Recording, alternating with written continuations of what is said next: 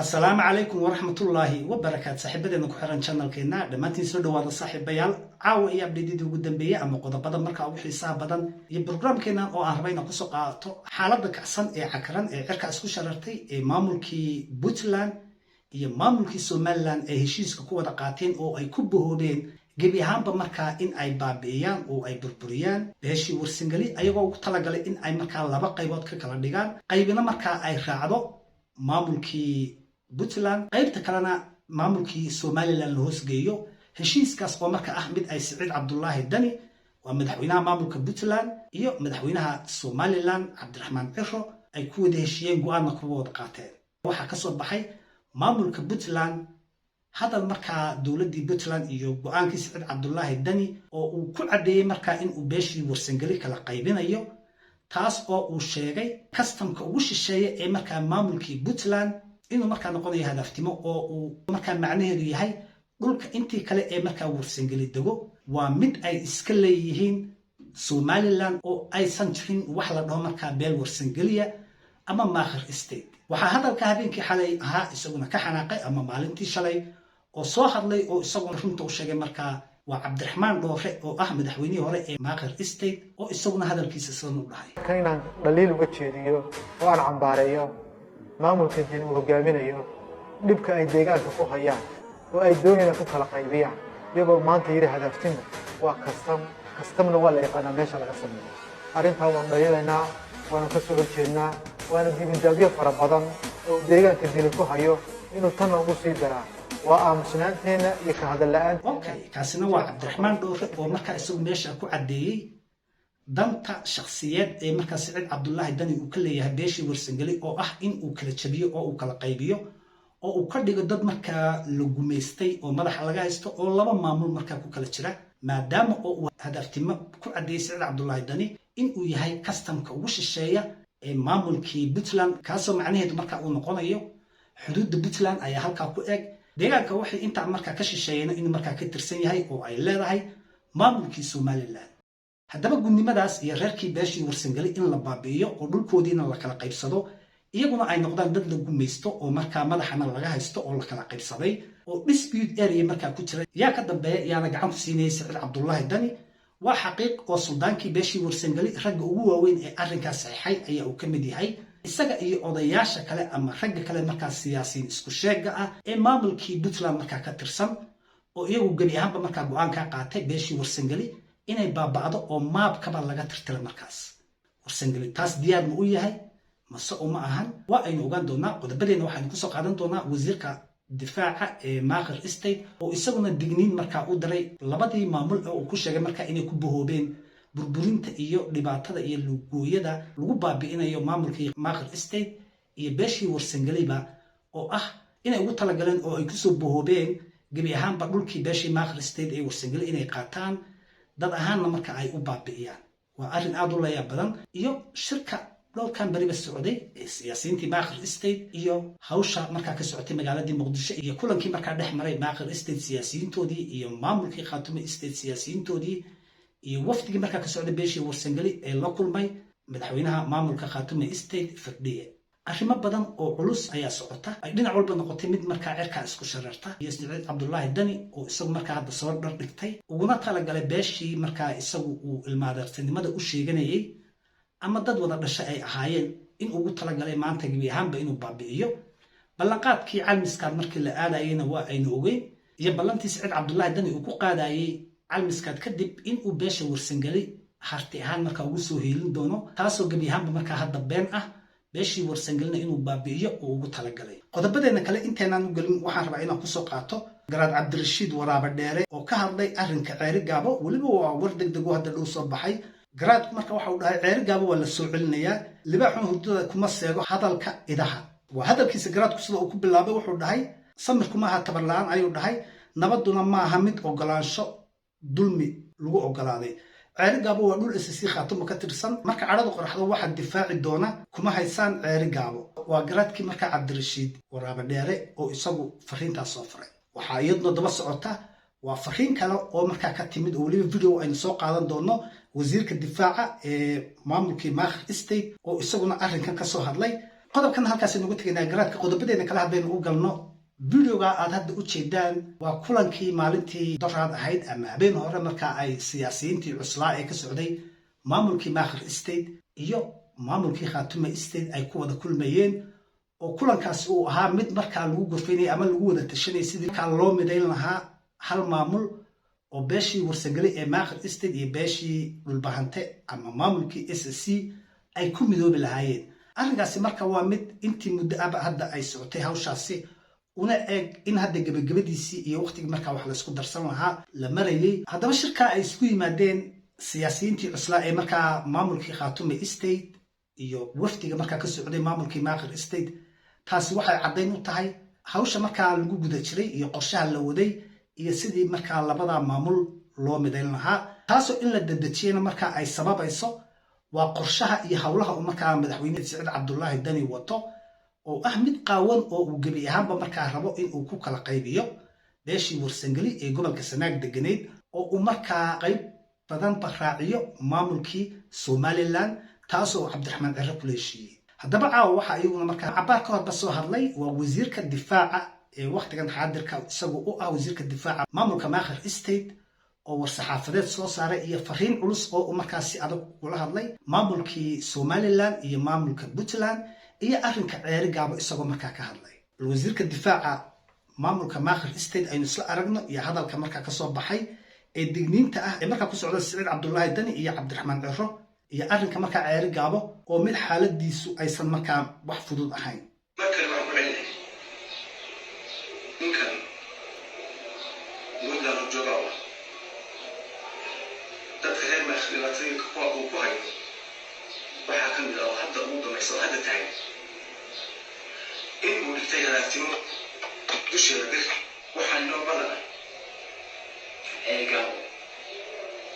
in aanu ka dhigno casar bannaan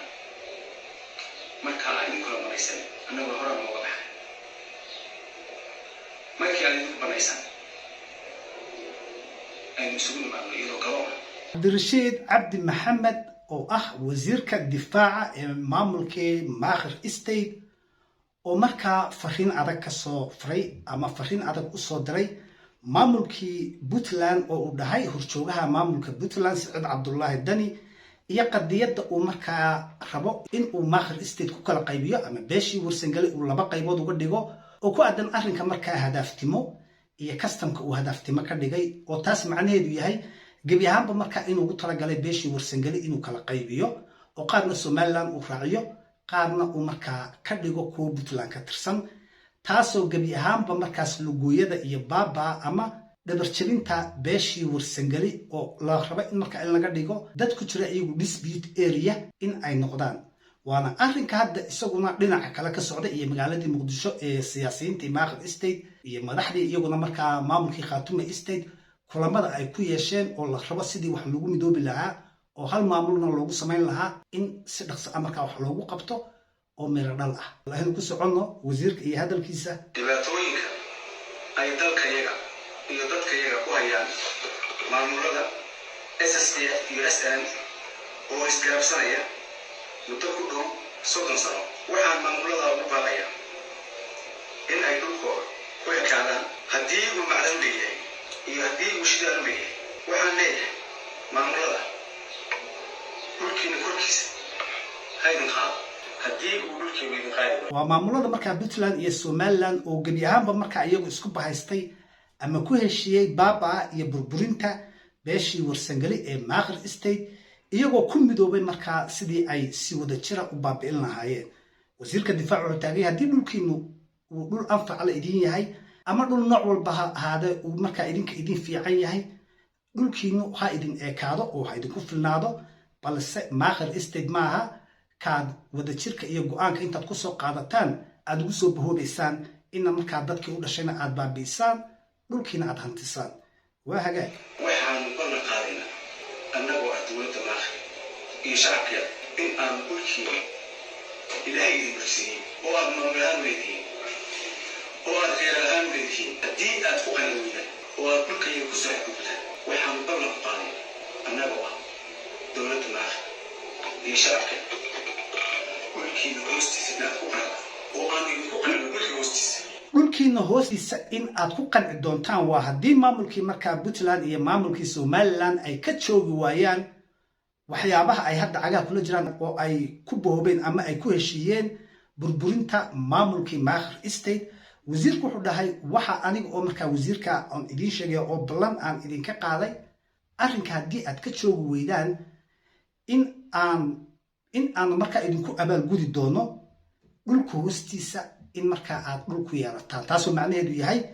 dagaal ayaanu ka xignaa oo waa idinku dhiman waa idinku baabi'i dhulkiina ayaanu markaa qabsan doonaa waa haddii aad naga joogi weydaan. taasoo dowladdii markaa maamulkii Maakhir State go-aankaasi uu yahay mid ka go-an maadaama oo hadaaftimo uu Siciid Cabdullaahi Dani hadda ku dhawaaqay inay noqonayso kastamka maamulka Puntland. taasoo macnaheedu yahay inta kale ee beeshii Warsangeli ee gobolka Sanaag in ay Somaliland yeelanayso. waa reerkii Warsangeli oo markaa loo tashaday looguna tashaday in la baabi'iyo. dadka reer Maakhir dhibaatooyinka kuwa uu ku hayo waxaa ka mid ah oo hadda ugu dambaysa oo hadda tahay in uu dhigtay hadaaftimo dusheeda birtaas iyo wixii xagga ka xigana maamulka Somaliland kaamaan wixii xagga ka xigana aniga baa ka qaaday. waxaan leeyahay haddii bir meel la dhigay dad dhulkii dad kale ku qaadanay ama haddii ku qaadanayso horay ku dhacay. yacni waxaa aad u layaab badan oo wax laga naxa ah ninkii Siciid Cabdullaahi Dani ayaa go-aankiisu maanta waxa uu yahay beeshii uu markaa ilmaadeerta isla ahaayeen beeshii harti ee Warsangeli ayaa go-aan waxa uu ku qaatay in uu baabi'iyo gebi ahaanba markaa iyagoo dhanba uu dhulka la jaro oo qaarna uu raaciyo Somaliland inta ka soo hartayna kuwa isaga hoos yimaada ay markaa noqdaan. balse beeshii Warsangeli iyadu maxay haysaa maxay qabanaysaa ilan waa ay u jeedaan Puntland go-aanka ay ka qaadatay iyo meesha ay ka taagan tahay. Suldaan Siciid Suldaan Cabdisalaam oo aynu ognahay in uu Siciid Cabdullaahi Dani jeebka ugu jiro maraalle ayuu ka yahay suldaanku baaba iyo hoogga iyo halaaga reerkiisii markaa loola rabo in sidaa markaa lagu baabi'iyo oo Siciid Cabdullaahi Dani interestigiisa isagoo fiirinaya beel dhan oo markaa beeshii harti ah oo Maakhir State oo Sanaag iyo Highland iyo bariba iyadu markaa degto iskale in uu baabi'iyo oo uu ka dhigo dad dispute area ku jira. walla waa la gumoobay ninkii suldaanka ahaa waa ciwoobay